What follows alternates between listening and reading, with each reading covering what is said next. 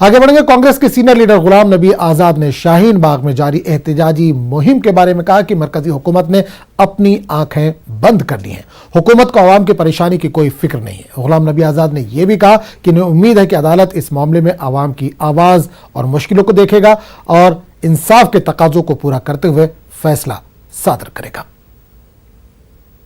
Court को बधाई देता हूं कि उनके जनता के प्रति बहुत अच्छी संवेदना है, लेकिन मेरे ख्याल में कोर्ट को ये भी कहना चाहिए था कि एक महीने से ये लोग बैठे हैं, 90-90, 70-70, 80-80, 85-85 साल के बूढ़े बूढ़ियाँ और 3-3 महीने 2-2 महीने के बच्चे अपनी माँओं के गोद में, दिन में रात में 3 डिग्री टेम्परेचर 4 डिग्री टेम्परेचर है, पार्क में बैठे हैं।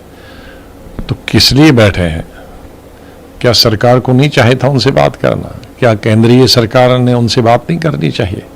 ये कैसी सरकार है कि जो महीने भर से पूरा आधा हिंदुस्तान सड़कों पर है, नौजवान सड़कों पर है, नौजवान गोलियां खा रहे हैं, नौजवान गोली से मर रहे हैं, नौजवान लोग गोली से जख्मी होकर अस्पतालों में हैं, सैकड़ों और हजारों की तादाद में घुटने, बाजू, हाथ, सर फोड़ दिए गए हैं लड़के लड़कियों के, चाहे वो किसी हर धर्म के लड़के लड़कियों इसमें शामिल है, पूरे हिंदुस्तान में और दिल्ली में और पार्कों में, चाहे वो चेन्नई हो, कर्नाटक हो और दिल्ली विशेष रूप से शाहीन बाग में, जहां रोज हजारों लोग आते हैं और हर बदल जाते हैं और कुछ लोग रोज भी होते हैं।